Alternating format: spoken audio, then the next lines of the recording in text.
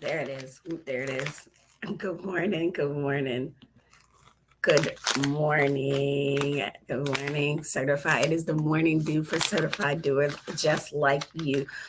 I am not keen to the get ready with me videos, but I'm going to tell you what, today, your girl is packed.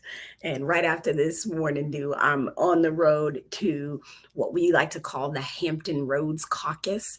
That is where all of the state leaders in Hampton Roads, all that can come, because you guys know, like, this is a full-time job, part-time pay, will be in Hampton, learning things about the region. So that's what I've got this morning, like right at it. And I got to run out the door. And I didn't even realize it. I said, I was focused on y'all. I was focused on the morning dew. Good morning, Jay. I was focused on the morning dew. So I was like, just let's get this together. I looked at the calendar, said, girl, you're supposed to be getting ready. So we're going to do a get ready with me while we get this together. So I want to say what's on the calendar. And then I want to talk about, like, we got work to do, y'all. We got so much work to do. Good morning, CHKD, walk, run, something I need to be doing every morning, walking and running and getting my life right. getting my life right. Okay, so this Saturday, if you don't already know, which you should, good morning, Miss Charlene. This Saturday, you know that we have Summer School for Certified Doers. Is scrolling across the scene. It's going to be at Gethsemane Community Fellowship. I have a go time of 10 a.m. We're going to start very, very promptly. Summer school, y'all, if you have not experienced summer school, I just feel like our minds just open up. Oftentimes we're trying to do this process and we don't even know, or like, I just want to demystify stuff. I want you to ask all the questions. I'm going to teach you everything that I know. And not everything. Let me say all the things that I feel like are crucial and important to be a better educated, to be a better advocate, so that we can celebrate small wins and then we can go ahead and legislate. Now, the legislate piece is going to happen at 1 p.m. We're going to have a pitch contest. So say you're like a person, like I've done advocacy for, I've done that. That's not, I don't need all of that. Then you need to come pitch your idea, your legislative idea, your community, whatever it is, you need to come pitch it at 1 o'clock, same spot, same place, pitch contest. There'll be other legislators for sure. We have Senator Graves is going to be there listening to some of the legislation that is going to be pitched. It may just be she and I, but look, we're here to hear your good ideas. We're here to get you on the right track. We're here to get you to get us on the right track, because that's sometimes how it has to be. So we've got that this Saturday. And then mark your calendars for August 3rd, because that's when we're going to have our field day for doers at Northside Park, same time, 10 a.m. We'll also be commending some of our doers and remembering some of our community members that we've lost. So y'all it is going to be a good day. There'll be egg races. There'll be potato sack. We just going to have a good time in the park. This is low hanging fruit. This is an opportunity. To me, I have pulled the coolest people I know into one space so that they can connect and level up on the doing. Sound good? Sound great? sound like a plan? Sound like I see you there. Other than that, drop your questions, comments, and concerns in the chat. It's been a week. It has been a pretty eventful week, and I'll tell you, background wise, in the background, y'all, there has been so much that has led up to this point. Let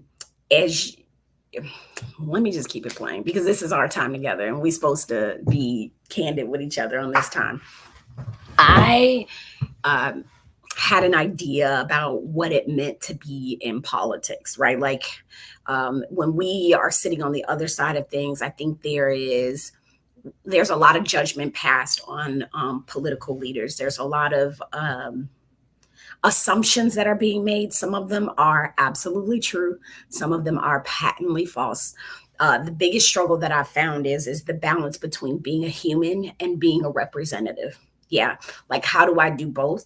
And what I witnessed this past week, I think with what we saw at the national level, is people recognizing that they're human and when to lead, when to follow, and when to get out of the way. Shout out to Jadena for that "Long Live the Chief" song. That I steal that all the time. You need to know when to lead. You need to follow. And you know when you need to know when to get the hell out the way. And I'm also like negotiating with like, where do I assert myself? Because I believe that we as doers come from a place of civic responsibility, community responsibility, and then what do we do? So what, now what? You guys can drop in the comments your thoughts about what has happened over the past week. I would love to hear it. I had been listening to some young folks, and the sentiment initially about what was happening at the federal level, what is happening there, is that they don't trust that we as the next generation will do the right thing, that we'll take the right steps, that we'll lead, that we know how to lead, follow, and get out of the way, because they watched a generation of baby boomers tell Gen X, hey, just do this, work your way up, do all these things, and then you too can. And that didn't happen. It didn't happen for a lot of Generation X. And I just want to like send my heart out to those folks in Generation X that are now in that window of, I'm getting ready to move on. I'm at the tail end of my career. Unfortunately, the way the world is working, it's not even the tail end. The way the world is working is people are having to, I have senior citizens right now, let me not say senior, seasoned citizens right now that are contacting our office because they need to look for work. Right? Because the world is not designed for them to be able to retire comfortably or to live on the fixed income that they currently have. So there's a gap, right, with Gen X, that they did not miss their opportunity. Their opportunities were very limited by a generation. And again, we're speaking in I'm not painting a broad stroke. I'm just saying that there has been where the boomers have gone their way up and they did not send the elevator back down. And that harmed a lot of us. And I think that's why, being an elder millennial, I'm on the cusp of X, depending on how you look at the map, the Max and millennials, why there's a lot of ARS, at least I like to call it, anger, resentment, and spoiledness over like what we should have and what we shouldn't have, because we watch people hold all the eggs while everybody else was hungry. So the young people that I've been talking to have definitely said, like, this is a historic moment, but I do not trust y'all. I do not trust y'all to make the right decision. Again, I'm so interested in you all's opinions, your thoughts about what's happening. I think our role, right? My role is, I've never thought, and I'm having to evaluate this, being, going from being just an advocate, activist in the community, to being a policy and decision maker. One thing that I struggle with is telling people what to do. I understand guiding, I understand leading. And I think anybody that leads, right? If you run a business, if you run an organization, if you run a nonprofit, right? I see 757 We Care. Shout out to you all. Just had their gala this weekend. Like y'all, J cusp, right? When you run a business, there is a fine line between telling people what to do, right? Because there are times when you have to do that, and then there's a time when you need to be more self-directed, but you need them to take action. And that's where I am right now. Is that there is a huge desire for each and every last one of you to take some sort of action. We, I think, in Norfolk have a very unique opportunity. What I know in my role, right, working on the state level politics, is that while Hampton Roads has a heavy level of state level leadership right now at the state level, and also I'm going to put context to that. I don't like to read books, but I love to read policy. I love to read articles.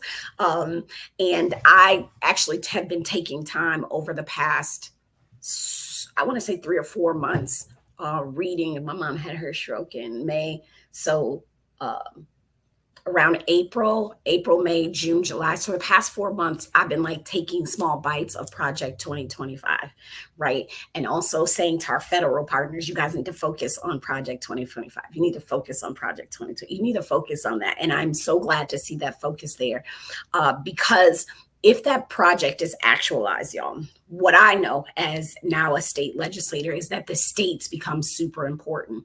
I don't know if you guys remember this, but when we were having our issues with when people, when the book bans and all the things were coming forth, that stuff matriculated at the local level, right?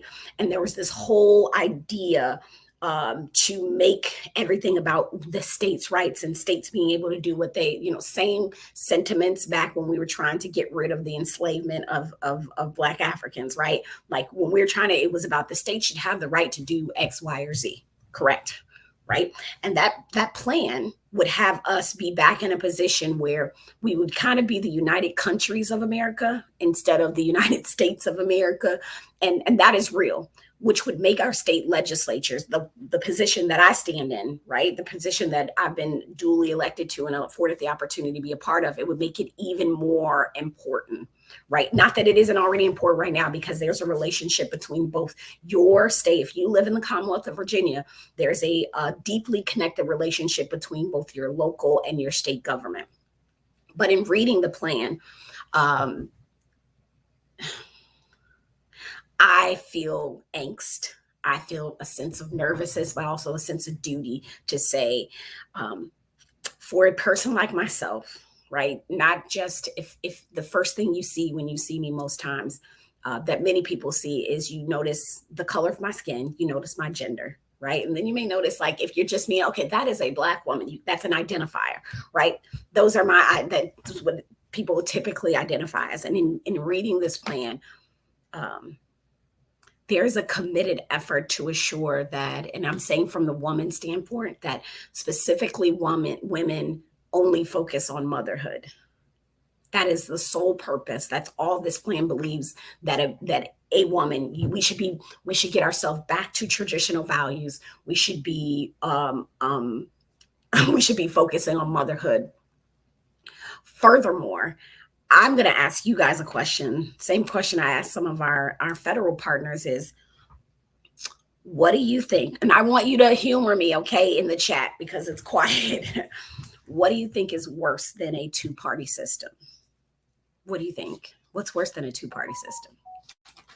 Drop it in the chat. And while you drop that in the chat, I'm going to turn my buzzer off my phone. What's worse? What's worse than a two-party system?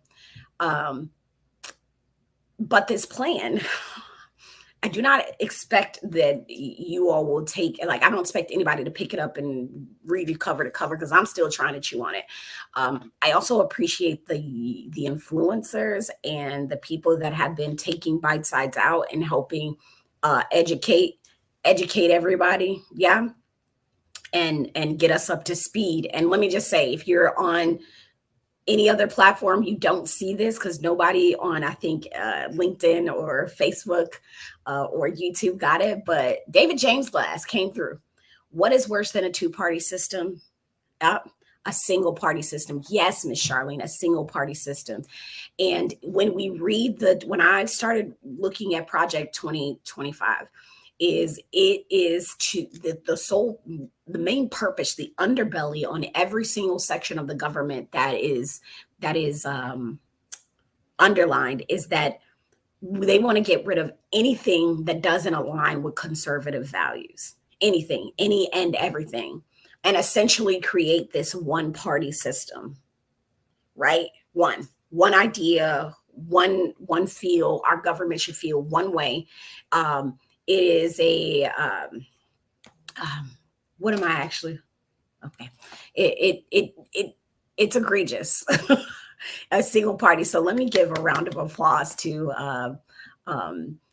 David and to Miss Charlene for that, because I'm genuinely concerned in a way that I think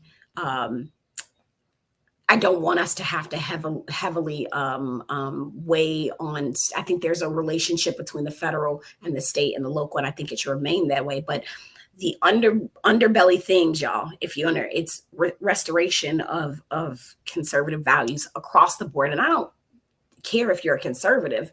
That just, we live in a space where you can have your values, I can have my values, and we live in this space. But when you have people that are saying absolutely not, that's going to be an issue for me. The biggest thing I see, and I've been having conversations with young people. I'd love to hear the kinds of conversations that you all have been having, is that this is about a consolidation of power, right? Yeah.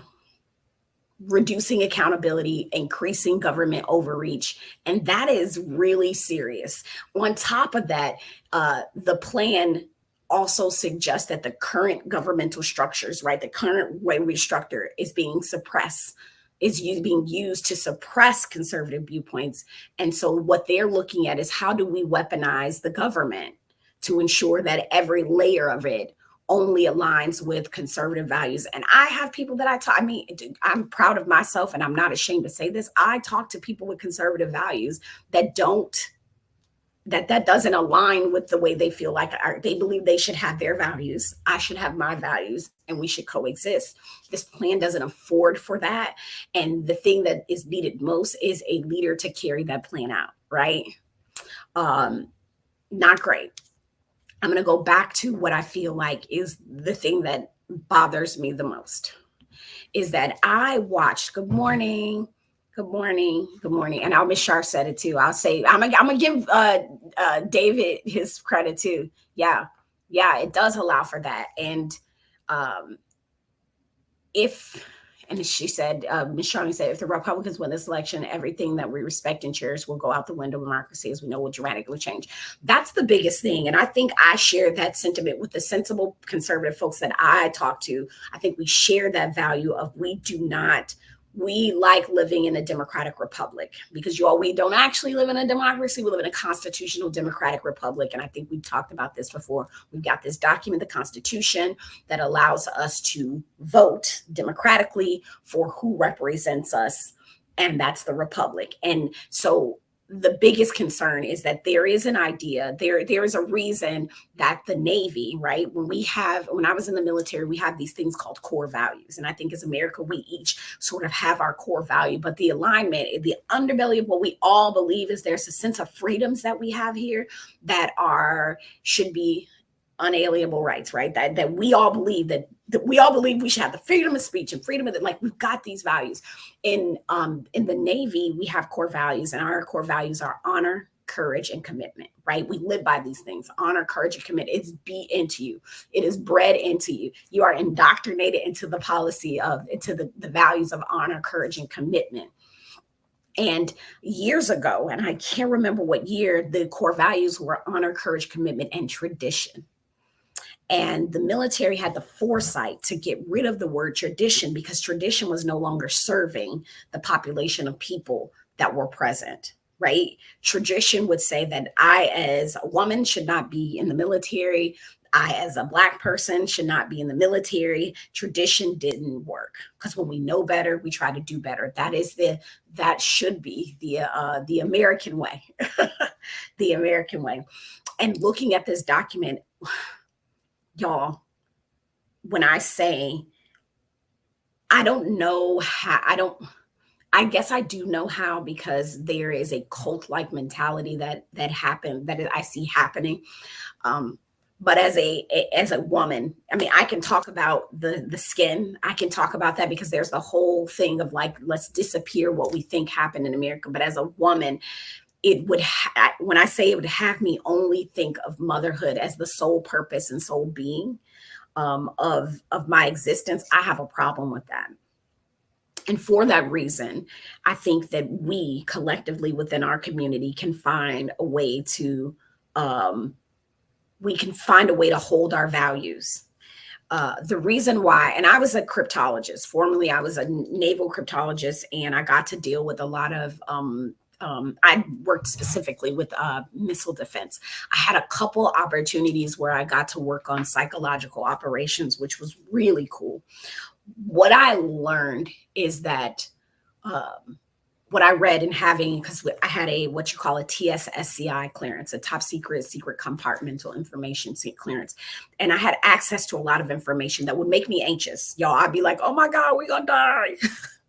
These people got this, this, and this. Oh my God, America. I would have these like panic. I remember going back to my rack on the ship and just laying awake because I had the top rack and just looking at the ceiling, being like, what are we gonna do? Because they're doing this and they're doing this and they're doing this.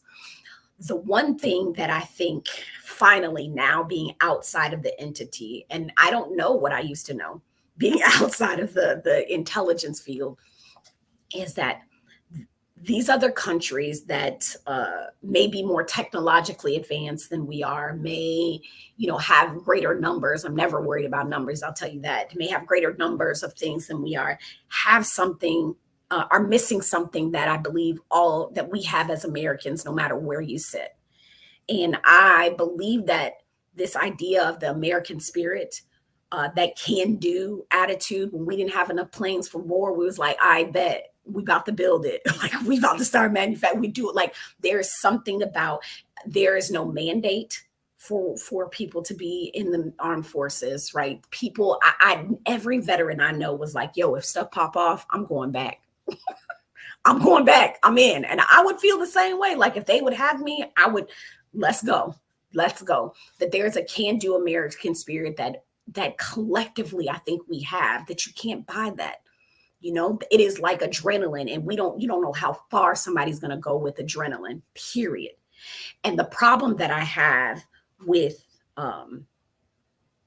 what I see happening with people whose values don't align with mine, that I believe that our country has done some absolute terrible things since my birth, before my birth. And I think we need to acknowledge and set up systems that acknowledge and support in a very real way. I believe that I am not inferior to the male to the male frame, right? I believe that physical strength is super necessary, and I believe that's what they have.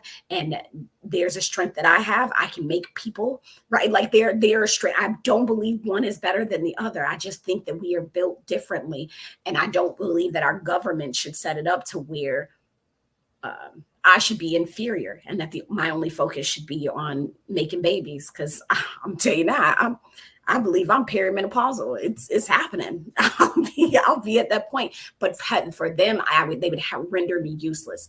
It is the American spirit that has kept us going through all of these trials and tribulations. It has been us pushing and pulling with each other. And when you have a group of people that say, we don't want to push and pull, we don't want to compromise, we don't want to have to fight it out. I grew up with 4 siblings. I'm the middle child of 5.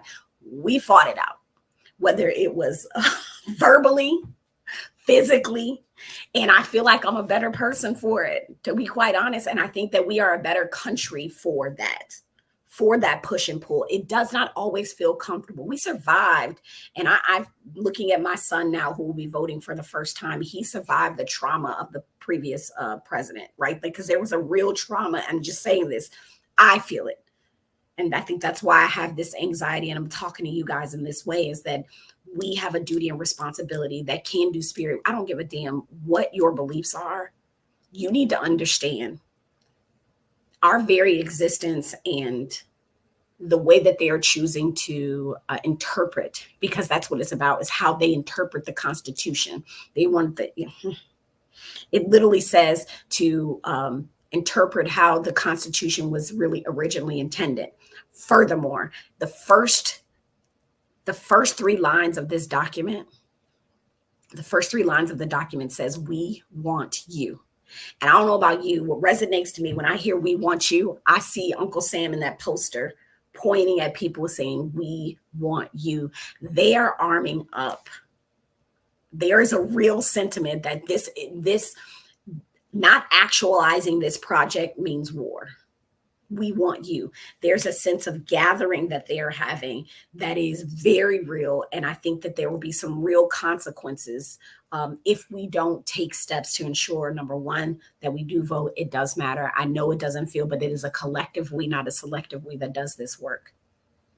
Have to. We need to be confrontational about it, because if there's something that you value that is not different from their idea, and I'm even talking to conservatives here, okay? If it is not their idea of what conservatism is, right? If you're fiscally, because sometimes I feel like, am I fiscally conservative? Most chocolate, a lot of folks are, don't want to admit it, but I was like, like I share that sentiment, but I can't do it on the social side, right? There's certain things. But in reality, if you don't align with those sentiments, that then you're also in a bad way. And Stephanie Gorman, I'm sorry, says when we know better, we should do better. Yeah, we should. So my ask, right, is I am seriously looking at what we can do in the city of Norfolk that can get as many people to do that act of voting, right? I am not with you in the booth. No one is with you in that booth when you do it.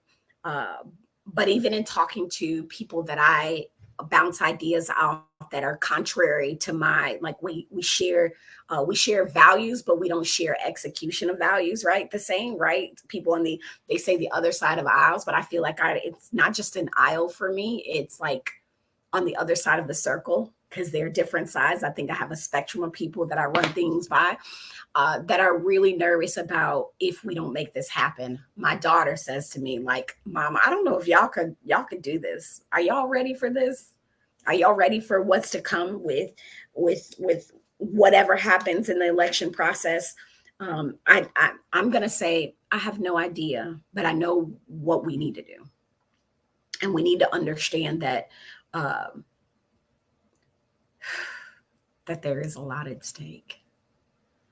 And I'm not being I'm not being overly urgent. I just cannot express how January 6th is etched into my mind as it's etched. It is etched into my mind, and I worry about us as a country only not because of them, because we've always had people that, even the right and the left, have people that sit out on the fringes. We both parties do. I worry because of the level of apathy and disbelief that us in between that is watching this stuff happen on the outsides of our belief systems, right? Whether it's the most extreme of your own value or the most extreme of someone else's value, it happen and say, ain't much we can do. Yeah, we got to get back to it. So I'm asking you all, like, the so what now what here is, what next steps do you think I should be doing? I believe we've got to talk to new voters about being a part of the process, right? To actually exercise and like new voters are struggling. Good morning. New voters are struggling and well, and I don't blame them. I don't blame the new voters at all in any way. I hear their sentiment, and I think it is a yes, and it's valid, and the next step. So I see a couple comments. Let's see. Miss Charlene says everyone must be responsible for educating people about Project 20 and the plan to finally for your family 100% register and vote. Yeah, like that. I say this as I think I'm a person that I hear people out before I make my decision. And I'm concerned in reading that, truly concerned. And I think you're right. There's not a person here under the sound of the voice that can change the world, but you can change your corner of the world. You can guide your corner of the world. You can do it on your block. You can do it within your household. Absolutely. I think whatever influence it is that you wish to have, you should have it on your corner. Okay. And then Doug says, I don't worry about the left or right. What I worry about the lobbyists that really direct this country. Yeah, I wish I had a better understanding. And I believe that at the federal level, I want to dispel the myth at the state level. And Kristen, I'm about to get to what you said. I want to dispel the myth at the state level that we don't. When there's a bad lobbyist, right? Most people, at least what I was told, which was a little bit more heartwarming, is I was told a bad lobbyist can't give you their opposition's argument. You need to be able to tell me what people are going to say against your thing. There's some rules at the federal level that I'm even learning now. I'm like, they could do what? And they could do what? It's not just a lobbyist. It's people who lack those core values that use the seat for personal gain. And do we have those people at the state level? Absolutely. Are those people en masse? Nah, it's not. It's not en masse, and it is not. The Virginia state politics doesn't look or feel, because I think about federal politics and I get anxiety, and I'll be like, yo, what is happening up there? But Kristen Wheeler, 7777, thank you, Doug, and thank you, Miss Charlene, for your comment. I hear you, really.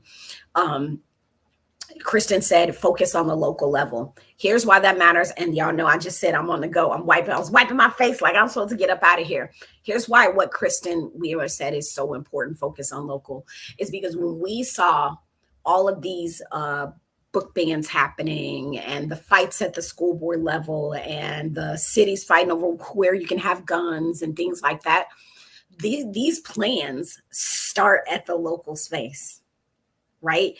I don't know if you noticed this, but in Norfolk, we didn't have a whole lot of those issues, right? There wasn't a whole lot of there was some listening going on. There was some action. There was, like, I'm just going to say, I'm proud of our city for staying out of the headlines, for working with, do we need to do some things better? You're absolutely right. And we've got elections coming up for both our super wards and our mayor at the local level, for city council, super wards for city council and for school board, and then our mayoral election coming up. And those people matter when it comes to our day in and day out. And that's what gets affected most. When the trash ain't right, when the schools ain't right, when you can't get the speeding down in the neighborhood, those things affect our quality of life immediately. And so there has to be a focus. We have to understand that that down ballot, this election is super important. On top of that, people keep saying Project 2025, right? They keep saying it, Project 2025. And 2025 is very significant for Virginia, not for the project, but because then you all are reelecting your entire half of your state house, right? Half of your state government is on the ballot, as well as your governor, right? These are real, okay? And then what did Kristen Wheeler say? I went to Civic League meeting in July. I felt like this may be our closest point to democracy. It felt like an HOA meeting now, not necessarily a town hall, right? I agree. I'm not a fan. And she also agrees with Doug. She says she's not a fan of lobbyists. I'll tell you, I've just had some different kinds of experience. I had a bad lobbyist. I think I've only ever interacted with two really terrible lobbyists. And it's one because one was a bully and the other I felt like was very racist. So, and I can say that out loud because I felt like one was a bully, one was a racist. I haven't had to deal with the corruptness. And I imagine that's different at the federal level because different things are at stake. All right, I think I have one more couple. Yep, I did. Yep. So it says, why can't the resident vote for mayor? Why does the city council? No, the city council doesn't. Kristen Wheeler said, why can't Norfolk residents vote for mayor? Why does the city council doesn't do that? The mayor, both super wards for city council and school board are going to be on your ballot this year with the presidential election. So we don't have a system where our city council selects our mayor. So that's a big deal. You have that as well. And thank you, Tommy, for pointing that out as well. Doug says, who are the Heritage Foundation backing this project? 2020, I mean, this project 2025 is just a scare tactic to me. I haven't seen any politicians support it. Maybe I'm unaware yet, but I haven't seen any paper trails. Well, Doug, what happened was, at least from what I saw, like just painting the picture of what I saw at the national level, and local level, because you saw some, or at the state level, because you saw some governors and some mayors and things like that, people supporting. The Heritage Foundation is like a think tank. It is an organization, and we have them on. We have all kinds of versions of them for all types of values. They are a organization that comes up with policy recommendations, right? So we've got some too, right? They take and they look at policy and they say, here's the direction you need to go. Here's how we execute it. This is why policy pitch contest this Saturday is so important, because we want to hear policy pitches from you, not just from organizations. So Saturday, Gethsemane Church, y'all, if y'all got policy or you just want to learn the process, it's scrolling on the bottom of the screen. I need you to come to summer school so you can learn it, so that you can pitch. But to Doug's point is like what has happened. This foundation is this just happens to be a conservative leaning organization that has researchers, have folks that come together and they determine how they can pitch policy. So as a politician, I rely heavily on doing my own work.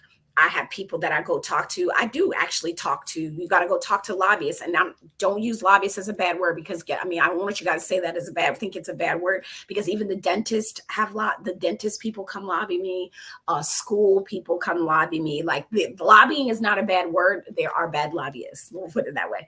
So, that organization built their plan, and the plan it very, very plainly about how they believe America should be operating.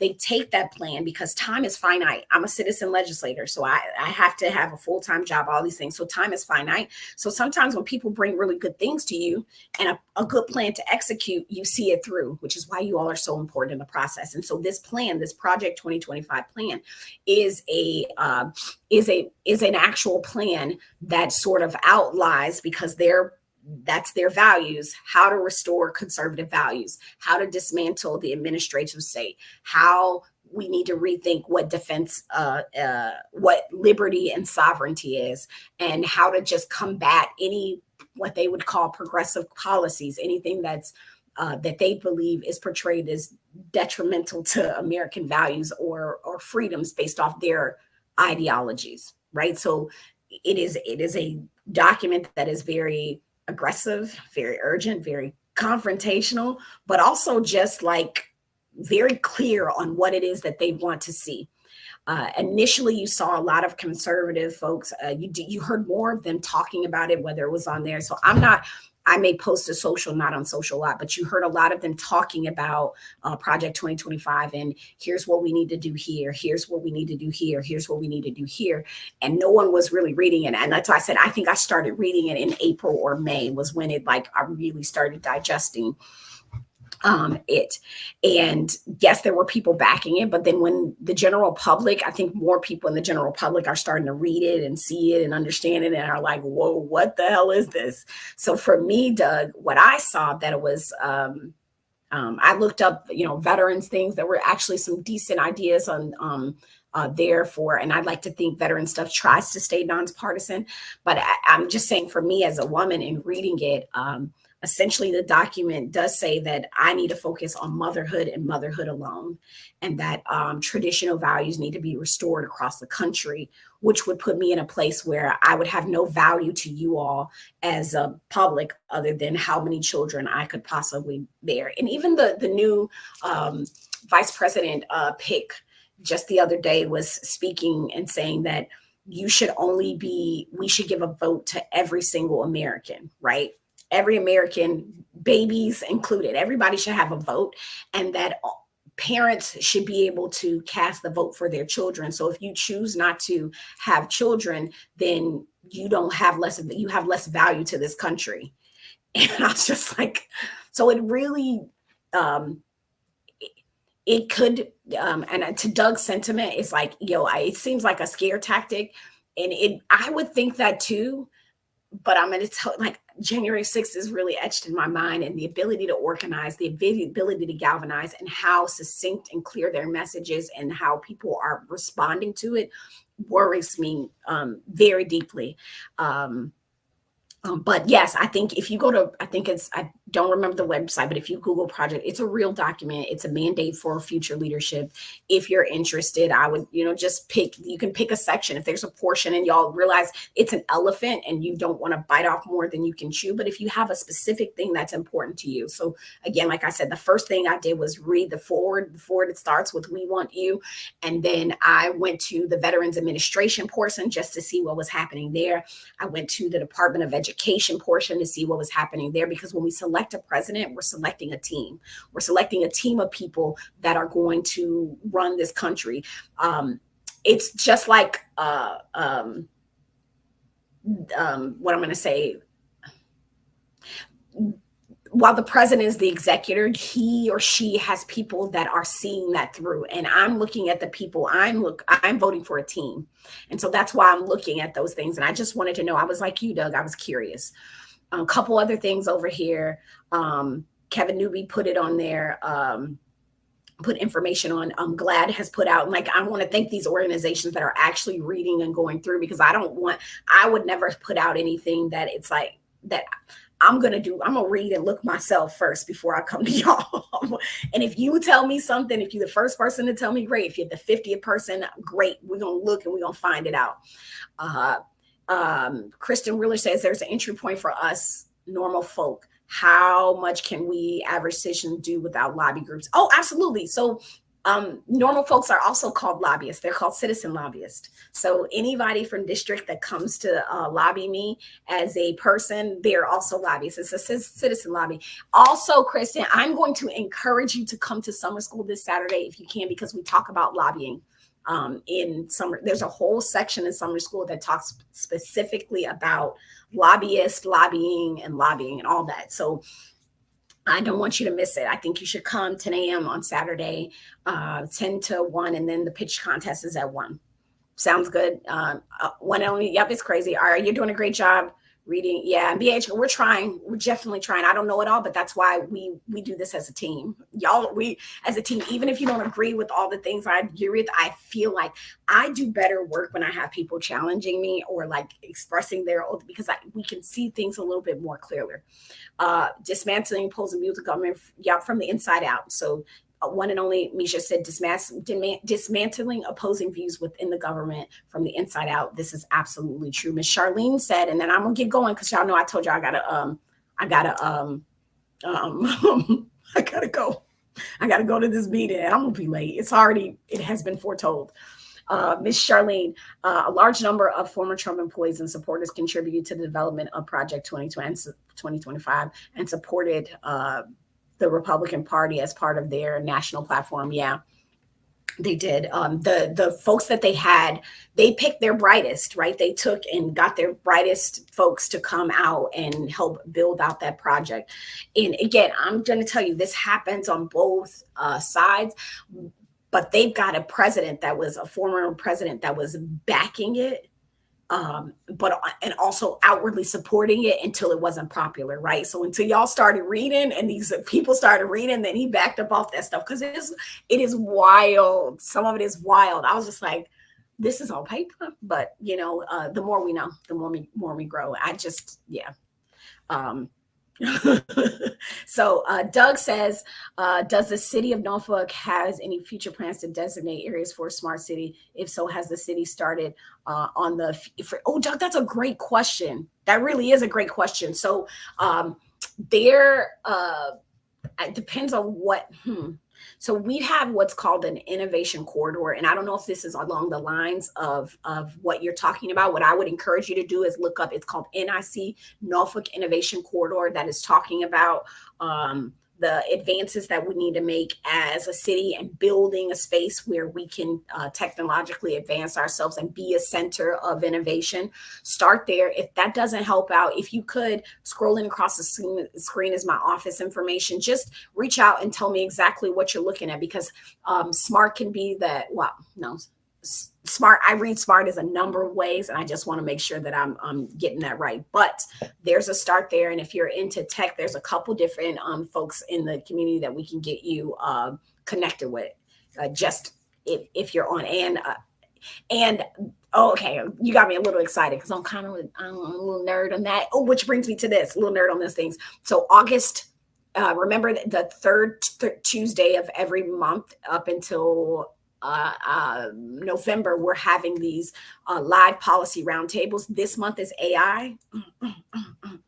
So August 20th, I believe, August 20th at August 20th at 6 p.m. we'll have a live policy roundtable of people just talking that good stuff about policy and about AI, where we are, the sorts of bills and legislation we've seen, where we're trying to go. Sound good?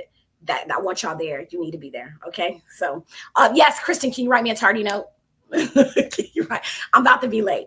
Oh, and thank you, Kristen, for she said the NIC is kind of ineffective. So that's why we need to have this conversation, because what I am also trying to do is build because I'm not when I got elected as delegate, I lost some clarity. About what's going on the ground. So I heavily lean into what the community is telling me. I'm trying to ask questions. I'd like to know more about that, Kristen, and what about it makes it so, from a real standpoint of like, I feel it's ineffective because X, Y, and Z aren't happening. So I want to make sure that I'm able to like articulate that, because I'm not afraid to go ask these people and say, hey, here's what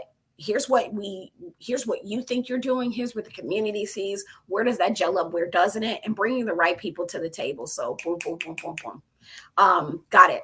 Oh, newbie, I'm gonna have to copy and paste that. That's gonna be hard. Can you DM me that, Kevin Newbie, that the link that you just sent? Can you DM it to me, because I won't be able to click on it. Doug, oh, my nails. Thank you. I have a whole post about creative economy. These nails are actually the work of a local artist. I try to support the creative economy. I appreciate it. I will tell my nail tech and her little chocolate self, I appreciate the work she does.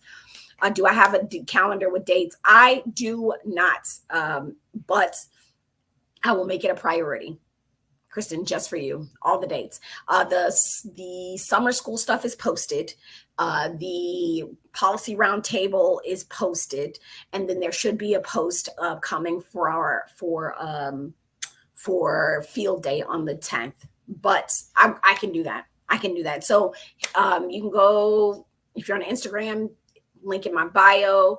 If you're on all the other places, check the feed, and I'll just get that posted. I'll tell my team today, but I got to get to my team, and they're going to be mad at me because I'm going to show up late and it's not going to be right. So I'm going to get this whole face together.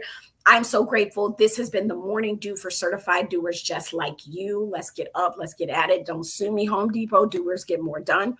I'm Jackie Glass, Mama Navy vet, certified doer, and the laced up legislator for the House of Delegates, 93rd District. Honored to serve. Let's go. All right. See you on the streets.